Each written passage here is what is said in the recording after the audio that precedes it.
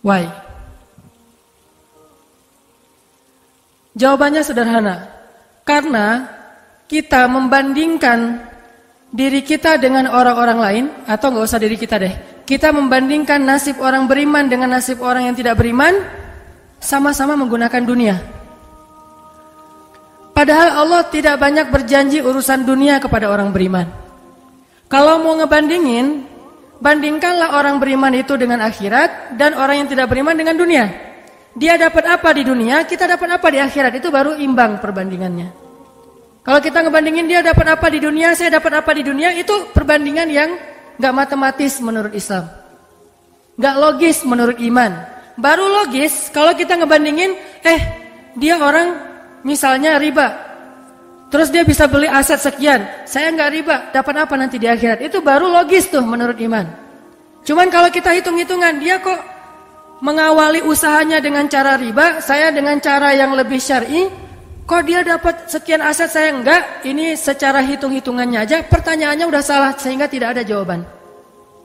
Jadi kalau pertanyaannya udah salah, tidak ada jawaban. Makanya yang harus diperjelas dulu pertanyaannya, baru nanti ketemu jawabannya. Saya mau sharing sebuah kisah nih tentang dua orang laki-laki Bani Israel. Satu ahli surga, satu ahli neraka. Yang satu mukmin, yang satu kafir. Yang kedua laki-laki ini juga sempat dikisahkan oleh Allah di dalam surat Al-Kahfi. Nanti teman-teman yang rajin baca Al-Kahfi pada hari Jumat bisa cek tuh. Salah satu kisah di surat Al-Kahfi itu kisah dua laki-laki Bani Israel, yang satu kaya, yang satu miskin, yang satu kafir, yang satu mukmin. Ceritanya dua orang laki-laki Bani Israel ini sama-sama Allah karuniai rezeki sebanyak 4.000 dinar. Sekarang 1 dinar itu kurang lebih sekitar 2,5 juta.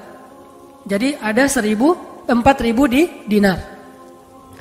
Lalu laki-laki kaya, laki-laki kafir, laki-laki yang tidak beriman, membeli sebuah rumah yang sangat bagus di puncak bukit dengan view yang luar biasa, dengan harga 1.000 dinar. Sehingga kemudian dia datang kepada temannya yang mukmin, dia bilang, yuk ke rumah saya tunjukin rumah baru saya. Datang nih ke rumah baru laki-laki yang tidak beriman. Pas ngelihat dari gerbangnya luar biasa, tamannya luas, ada rusanya, ada kijangnya, ada marmutnya, ada segala macamnya, ada onta, ada kuda, lengkap aja tuh. Ini rumah atau kebun binatang ya? Pokoknya rumahnya keren aja.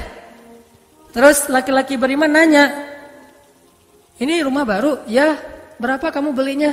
1.000 dinar. Bagus kan? Bagus. Ya udah kamu beli atau 1.000 dinar. Ini rumah kayak gini banyak nih masih dijual. Akhirnya laki-laki mukmin ini pulang. Malam harinya dia sholat, kemudian dia berdoa, ya Allah, sahabat saya sudah membeli sebuah rumah yang besar, rumah yang bagus dengan harga 1.000 dinar. Maka besok saya ingin membeli itu di surga dengan cara bersedekah 1.000 dinar. Maka berikanlah untuk saya rumah yang lebih bagus di surgamu ya Allah. Dia sedekah 1.000 dinar. Lalu besoknya ketemu sama temannya yang tidak beriman, nanya, udah beli rumah? Udah. Di mana? Enggak dekat dengan rumah saya, jauh kata dia. Di mana itu? Di surga. Hah? Caranya gimana? Sedekah. Wah, kamu mah orangnya fanatik lah istilahnya, sok soleh lah, apalah segala macam, Pak Haji, diledekin aja tuh. Diledekin. Taulah yang udah hijrah kan gitu ya, suka ada istilah-istilah ngeledekin. Ya udah hijrah, anak masjid, apa istilah-istilahnya, diledekin gara-gara dia bersedekah 1.000 dinar, sebagai ganti temannya yang membeli 1.000 dinar itu bisa beli rumah yang besar. Diledekin terus. Setelah berlalu sekian lama, kemudian laki-laki yang pertama ini yang tadi tidak beriman nikah. Istrinya tuh cantiknya luar biasa, usianya ABG, cantik. Setelah selesai dia lamar, nikah, pas hari pernikahan ngundang temannya yang beriman. Datang ya ke acara pernikahan saya. Acaranya tuh weddingnya itu ada IO-nya, IO terkenal, paling terkenal di situ, IO Bani Israel.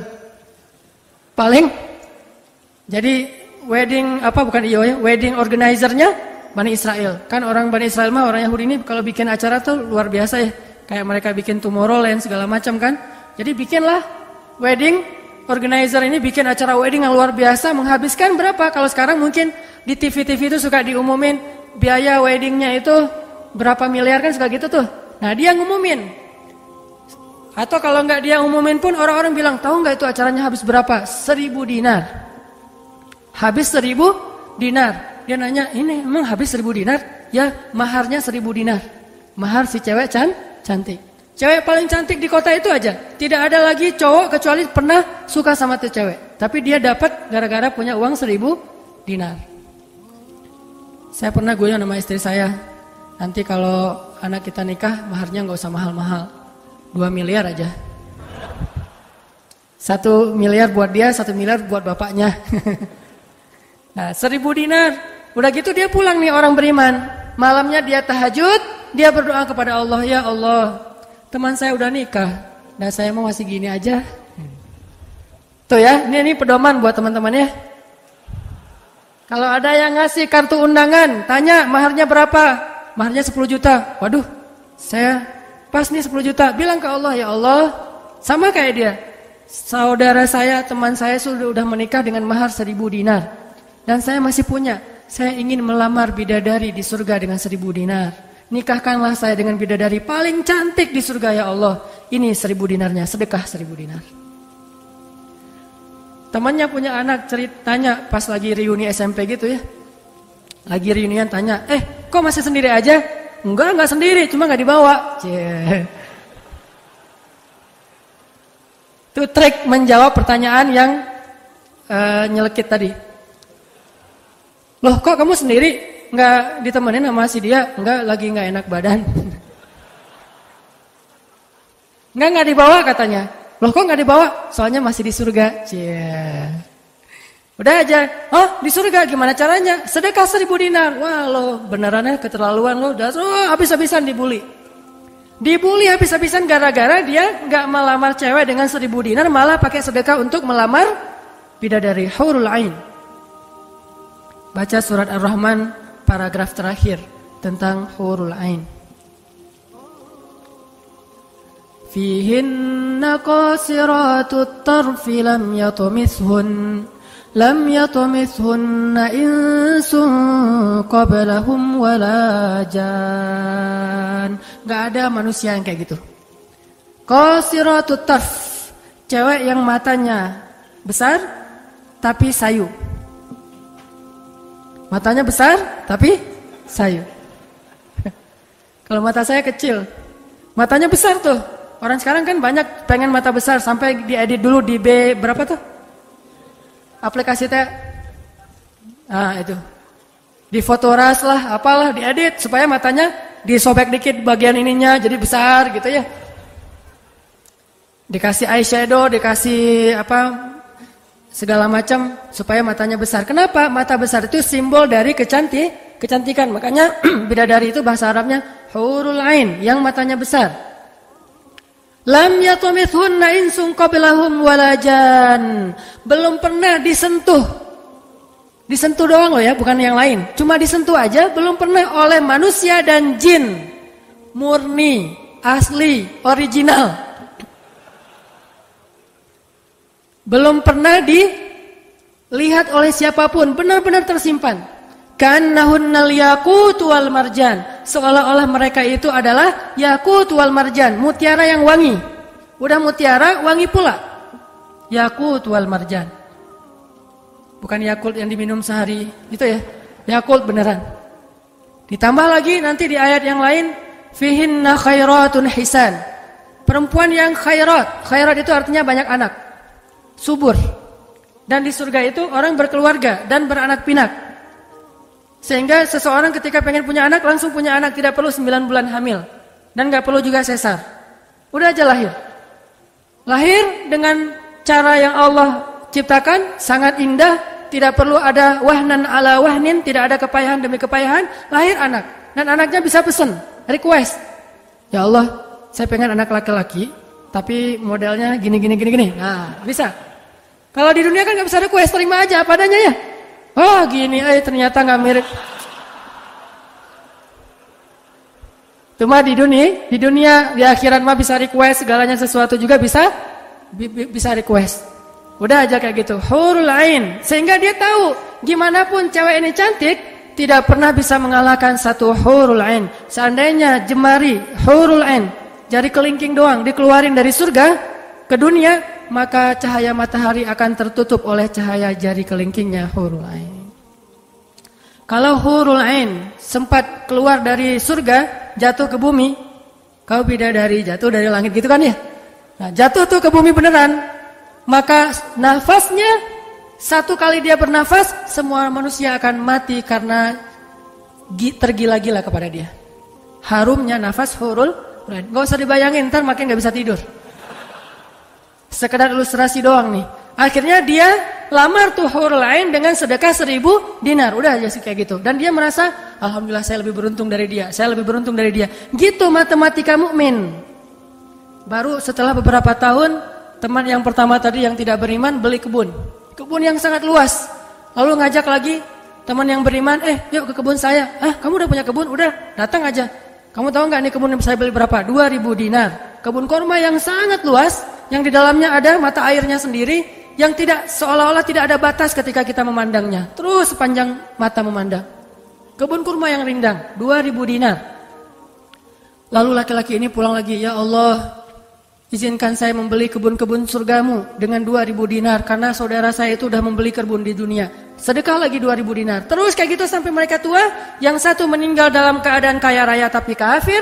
Yang satu lagi meninggal dalam keadaan miskin tapi beriman. Siapa yang lebih beruntung? Tergantung matematika yang dipakai.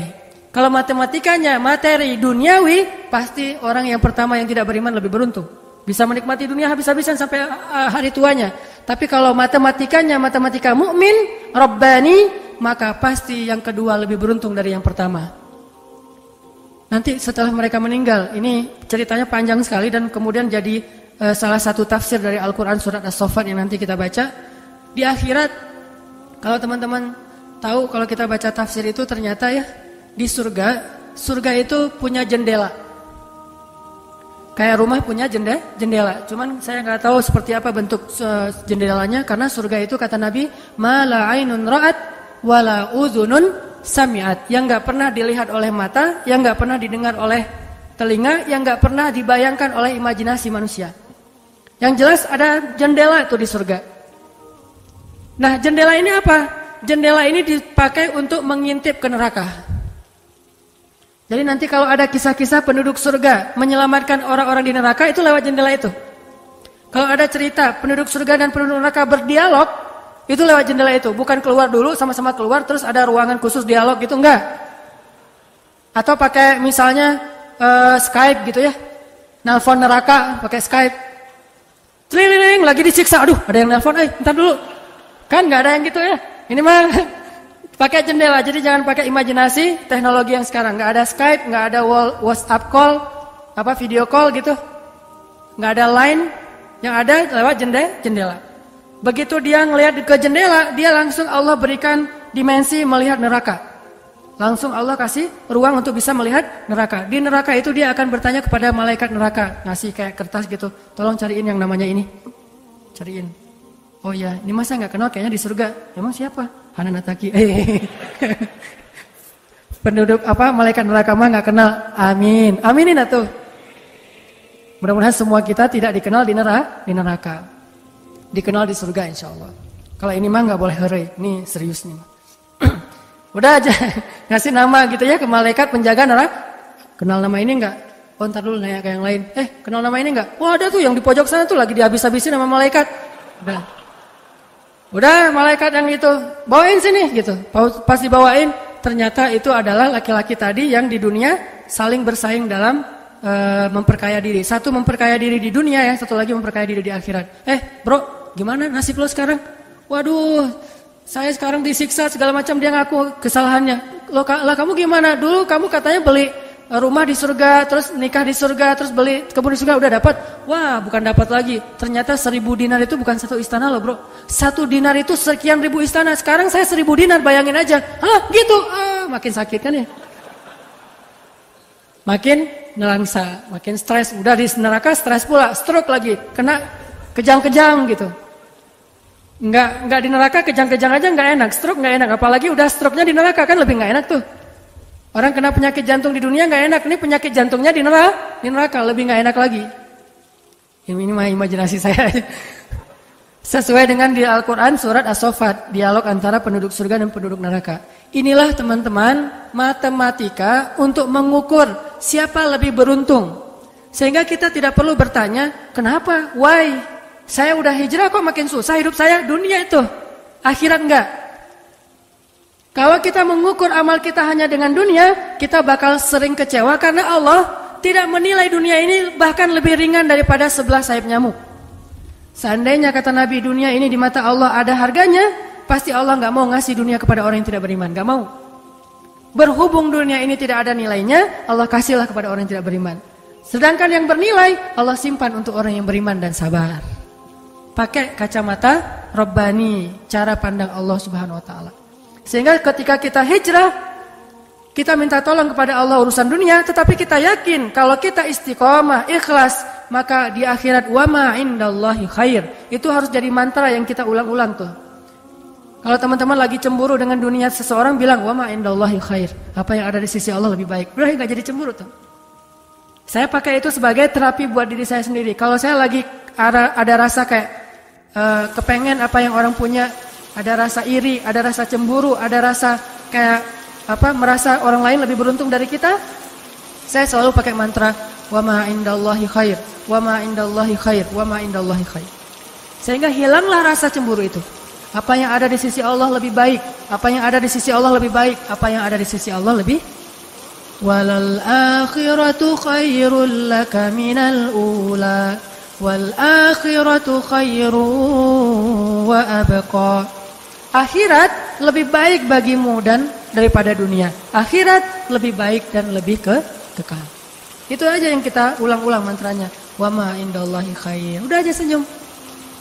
Kita yang istiqomah gini-gini aja, orang lain yang tidak istiqomah yang sudah melenceng jadi gitu. Ya udah, apa yang di sisi Allah lebih baik. Ada yang gara-gara misalnya dukun bertindak jadi nikah, kita bertindak sendiri nggak nikah misalnya ya. Ya udah aja wa ma indallahi khair.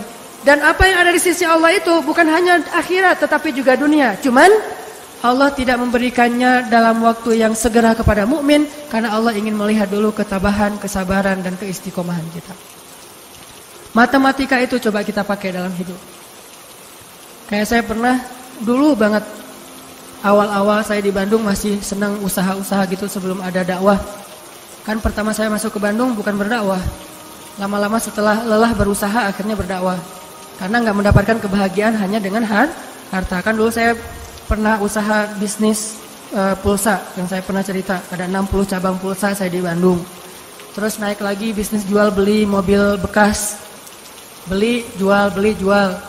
Terus terakhir pernah main properti walaupun nggak sampai punya klaster, sampai punya perumahan, tapi 1-2 properti beli, jual lagi, perbaiki, jual dan segala macam. Waktu itu saya sempat hampir kegoda sama teman saya yang beli beberapa aset ruko di daerah Antapani. Dulu Antapani nggak seperti sekarang, masih murah-murah tuh rukonya. Dan kan cepat banget tuh perkembangan Antapani ya. Dia beli tuh 1 ruko di Antapani dengan DP, lalu dia cicil.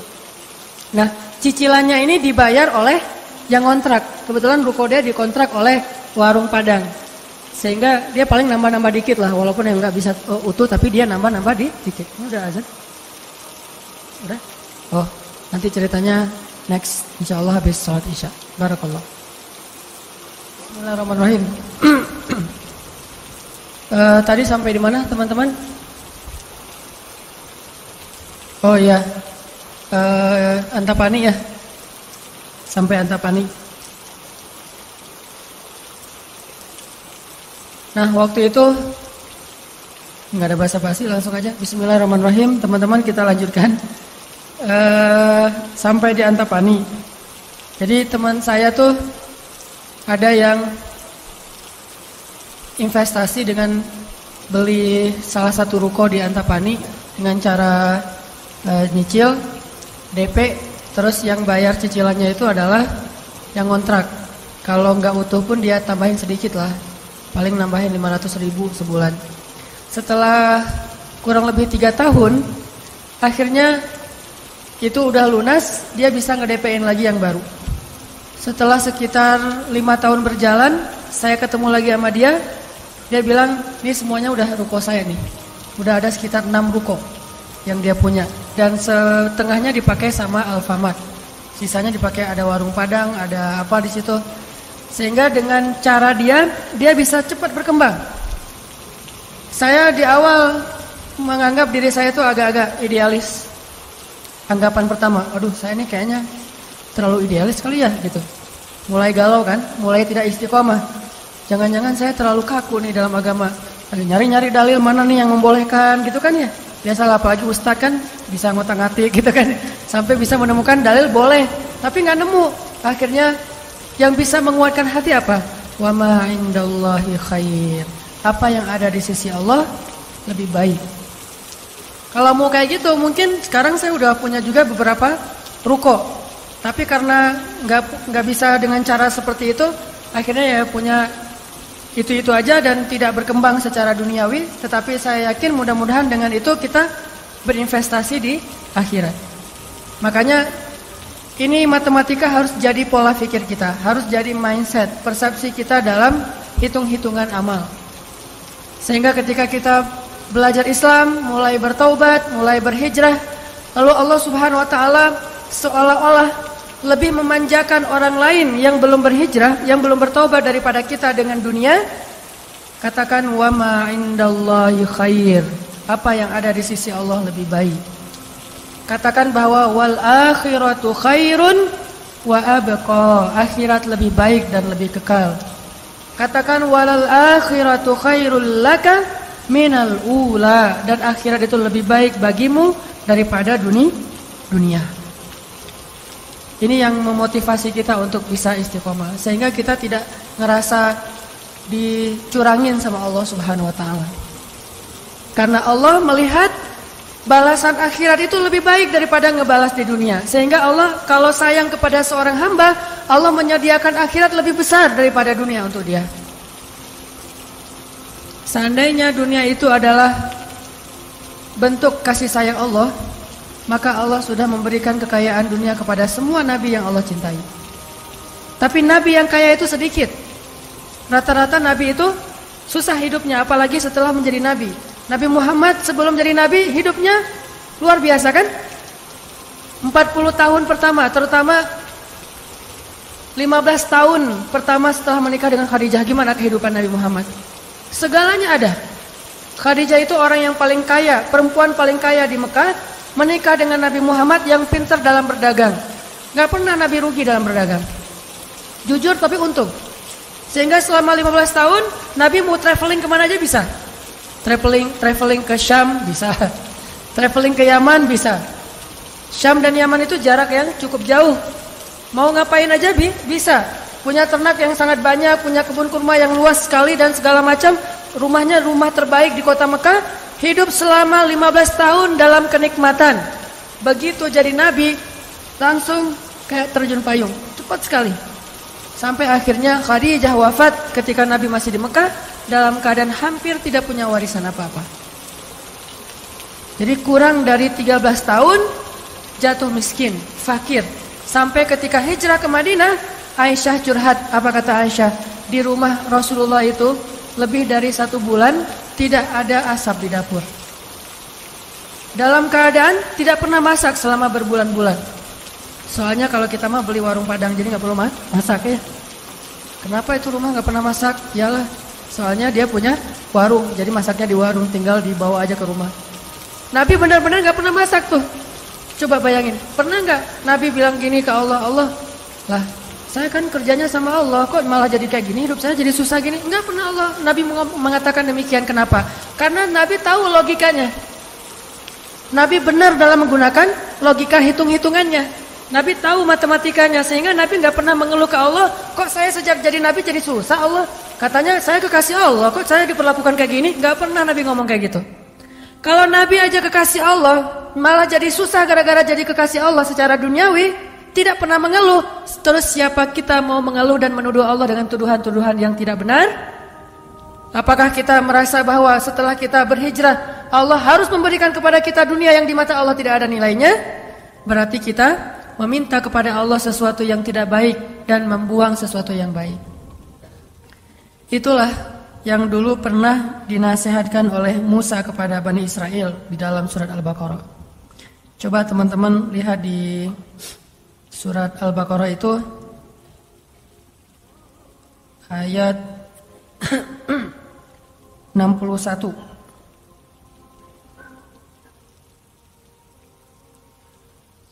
A'udzu billahi minasy syaithanir rajim.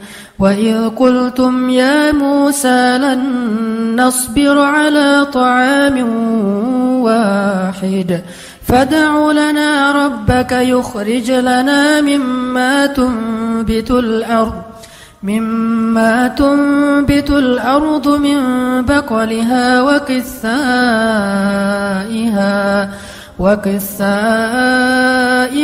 وفومها وعدسها وبصلها. Apa yang terjadi? Ketika orang-orang Bani Israel hijrah ke Palestina, lalu mereka mengeluh di Palestina karena setelah mereka hijrah hidup mereka tidak menjadi lebih baik secara duniawi. Perasaan kata Bani Israel, sama aja deh. Sejak kita hijrah, sejak kita masuk agama Yahudi, sejak engkau datang Musa, sawaun alaina, nasib kami sama aja nih. Sebelum kamu datang dan setelah kamu datang, nasib kami tetap aja susah wahai Musa. Ini logika Bani Israel. Makanya banyak Bani Israel itu yang kufur kepada Allah karena pakai logika ini. Logika 2 tambah 2 4. Itu logika Bani Israel. Kalau dalam urusan agama, beda kalau dalam urusan matematika. Jangan bilang, "Dek, 2 tambah 2 berapa?" 4. Bani Israel. Jangan. Itu mah matematika. Kalau dalam urusan agama itu logika Bani Israel. Mereka selalu menghitung-hitung itu dengan logika matematika duniawi. 2 tambah 2 4. Sehingga mereka selalu mengeluh, "Ya Musa, sama saja nasib kami engkau datang dan engkau tidak datang dulu. Sama-sama susah. Terus apa baiknya dengan kedatangan wahai Musa?" Mereka menghitung kebaikan itu hanya dari sisi materi saja. Padahal kedatangan Musa telah mengeluarkan mereka dari perbudakan kalau mau dihitung lebih jujur di urusan dunia. Kedua, dengan kedatangan Musa, mereka akhirnya diselamatkan dari kejahatan dan kekejaman Firaun yang membunuh anak laki-laki mereka dan memperbudak anak perempuan. Apakah mereka lupa? Afala ta'qilun ya Bani Israel? Tidakkah kalian berpikir wahai Bani Israel? Ditambah lagi dengan janji Allah untuk Bani Israel. Allah bukakan langit dan bumi untuk Bani Israel. Bayangin Bani Israel lagi hijrah nih dari Mesir ke Palestina. Di tengah jalan haus. Musa haus ngadu. Hashtag semuanya viral. Haus Bani Israel. Hashtagnya haus. Akhirnya Nabi Musa berdoa kepada Allah, "Ya Allah, beri mereka air." Keluarlah mata air satu untuk Bani Israel yang ada 12 suku. Berapa? 12 gitu? Lupa Ya gitu deh. Oh ini. Ya 12. Ithnata asyara aina. 12 suku. Pakai satu mata air. Udah gitu karena Bani Israel ini orangnya gak bisa teratur hidupnya. Gak bisa ngantri, gak bisa teratur, gak sabaran. Pokoknya tamak aja. Begitu keluar satu mata air, mereka ada 12 suku berantem. Ini gua duluan nih. Siapa lo? Rame aja di antara Bani Israel. Cuma bahasanya saya gak ngerti Ibrani. Bukan siapa lo. Udah aja gitu, rame sesama Bani Israel. Akhirnya mereka ngeluh lagi, "Musa, masa sih satu mata air? Nih rebutan nih, daripada kita nanti rame, daripada putus silaturahim, doain dong, minta 12 mata air." Nabi Musa berdoa lagi. Akhirnya keluar 12 mata air. Dimanja banget sama Allah. Udah keluar 12 mata air, mereka minum. Jalan lagi, "Musa, dari kemarin kita makannya perasaan roti wae. Gak ada daging gitu Musa?" Nanya daging. Ini kayaknya nih buffetnya gak internasional nih, Asian food gitu, nasi gitu ya. Saya pengen sekali-kali dong Musa cari yang buffet yang international food gitu. Akhirnya Allah kasih man nawassal, kasih burung datang sendiri untuk disembelih. Datang tuh burung terbang depan Bani Israel, nunduk langsung gini. Enggak. Coba, burung Bani Israel. Coba ada nggak burung kayak gitu sekarang? Bebek gitu ya. Pak, hari ini kita masak bebek. Oh boleh. Bebek, datang sih bebek teh. Yam, Yaitu ayam datang. Nggak ada kan sekarang kan ya?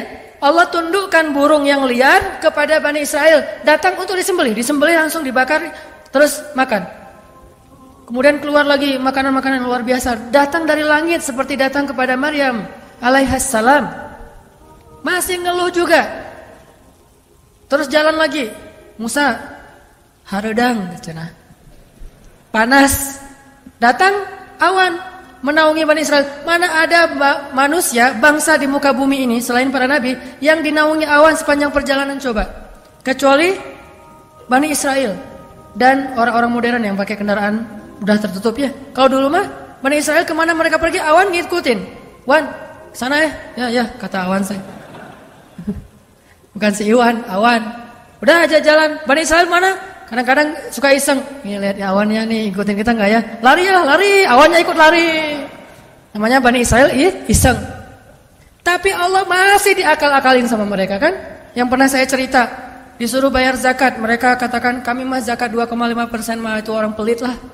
Kalau zakat mah enggak usah tanggung-tanggung 2,5%, 10%. Kan Islam 2,5%, Nasrani 10%, Bani Israel 100%. Hah? Sampai Musa aja kaget 100%. Benar gitu syariatnya 100%. Wah Musa 100% ya. Kami berani memberikan zakat 100%. Caranya gimana? Dikumpulin semua gandumnya, dilempar ke langit, terus dia bilang ya Allah ambil sesukamu, yang jatuh ke bumi itulah hak saya. Itulah Bani. Saya lempar semuanya, gandum, roti, segala macam, korma dilempar ke langit. Ya Allah ambil sesukamu ya Allah. Yang jatuh ke bumi berarti engkau ridho untuk saya. Mana ada yang nyangkut di tengah antara langit dan bumi kan? Pasti semuanya jatuh ke bumi. Oh berarti Allah nggak memerlukan itu, ya udah untuk kita aja. Yang penting kan kita udah niat nih 100%. Tapi Allah nggak mau nerima, ya udah itu akal-akalan Bani Israel. Makanya mereka ngeluh ya Musa, di Palestina itu tidak ada sayur mayur. Kami kangen makanan-makanan di Mesir. Kalau teman-teman tahu Mesir itu sebetulnya nggak tandus-tandus amat. Mesir itu ada bagian yang salju. Jadi kalau mau ngerasain Eropa bisa ke bagian itu. Ada yang bagian yang benar-benar padang pasir, ada yang bagian yang subur luar biasa. Nah, sampai mereka kangen dengan sayur-sayuran Mesir. Kangen dengan bayam, kalau di kita mah kangen dengan singkong, kangen dengan jengkol. Ya, pernah kangen jengkol? Karena nggak pernah keluar Bandung. Kalau keluar Bandung pasti kangen jengkol. Misalnya umroh gitu ya. Ada restoran Indonesia, Mang ada jengkol? Di Mekah. Kalau tanya orang Arab, jengkol. Bahasa Arabnya tidak ada jengkol. Soalnya bahasa Arabnya tidak ada jengkol. Mahada kata orang Arab, jengkol yang aroma raihah. Intinya orang Bani Israel kangen dengan makanan Mesir. Terus apa kata Nabi Musa? Qala atastabdiluna alladhi huwa adna billadhi huwa khair. Apakah kalian meminta untuk menukar sesuatu yang buruk dengan sesuatu yang lebih baik? Maksudnya apa? Kenapa kalian ingin dibayar oleh Allah dengan dunia ketika kalian beriman? Kalau mereka Bani Israel itu kalau beriman hitung-hitungan banget. Habis beriman harus rezekinya berlimpah. Habis beriman harus terbebas dari segala masalah. Habis beriman harus dimanjain banget dunianya. Itu pola pikir Bani Israel. Sedangkan para nabi dan orang-orang yang beriman enggak kayak gitu cara berpikirnya. Setelah beriman Allah uji, maka mereka mengatakan, ini untuk melihat apakah saya jujur dalam iman atau munafik. Seperti kata Bilal. Ketika Bilal beriman, dengan qadarullah dia ketahuan imannya oleh tuannya Umayyah bin Khalaf. Lalu disiksa oleh Umayyah bin Khalaf. Setelah disiksa berhari-hari, Umayyah ngomong gini, Bilal, mana Tuhan kamu? Coba lihat tuh, kamu disiksa-siksa, Tuhan kamu gak pernah ngebelain kamu, Muhammad juga gak pernah ngebelain kamu. Jadi kamu tuh sebetulnya kasihan tinggal sendiri, gak pernah dibelain oleh siapa-siapa. Kalau gak saya nyelamatin kamu, kamu akan celaka wahai Bilal. Apa kata Bilal? Ya Umayyah, udah gak bilang lagi Tuhan, dia mah udah beriman. Gak ngomong lagi Tuhan, gak ngomong lagi gitu. Kalau saya diuji atau disiksa karena keimanan saya, itu berarti Allah ingin melihat kesabaran saya. Maka kalian akan melihat sabar saya lebih kuat daripada sabarnya orang Arab. Karena orang Arab Mekah itu terkenal dengan keteguhan dan kesabarannya. Saya akan lebih sabar daripada laki-laki Arab dan akan lebih kuat daripada gunung Uhud. Bilal tahu itu. Jadi bukan ya juga ya Umayyah. Ya udah deh balik lagi aja kayak dulu. Enggak, Bilal mah enggak ngomong kayak gitu. Kan orang suka pundung gitu ya. Pundung fisabilillah. Baru hijrah Allah kasih ujian pundung. Aduh, sama aja udah hijrah nggak hijrah tetap aja nggak bisa dapat jodoh. Gitu kan? Akhirnya udahlah sekalian kayak dulu aja. Aduh sama aja, ternyata udah rajin ngaji, belum kelihatan juga ke atas, masih aja nggak ada yang kecantol misalnya kan ya. Aduh udah rajin udah pindah kerjaan, tetap aja belum dapat kerjaan yang lebih baik. Kata Allah, wa may yattaqillah yaj'al lahu makhraja. Mana? Wa yarzuqhu min haitsu la yahtasib. Mana tuh? Jawabannya Allah berikan itu setelah Allah lihat kesabaran kita. Kalau Allah belum melihat kesabaran kita, Allah nggak akan kasih apa yang Allah janjikan. Karena yattaqillah bukan hanya taubat tetapi sabar, itu satu paket. Takwa itu at-ta'ah was-sabr, itulah takwa. Taat dan sabar, itulah takwa. Wa may yattaqillah, siapa yang taat lalu sabar, baru Allah janjikan yaj'al lahu makhraja wa yarzuqhu min haitsu la yahtasib. Wa may yattaqillaha yaj'al lahu min amrihi yusra wa may yattaqillaha yukaffir anhu sayyi'atihi wa yu'zim lahu ajra. Itu semua janji Allah bagi orang yang takwa, dan takwa itu taat dan sabar. Kalau taat doang tapi nggak sabar, pundung tadi, maka Allah tidak punya janji apapun dengan dia. Ini logika yang dipakai oleh Allah, hitung-hitungan matematikanya Allah Subhanahu wa taala, sehingga kita tidak kecewa.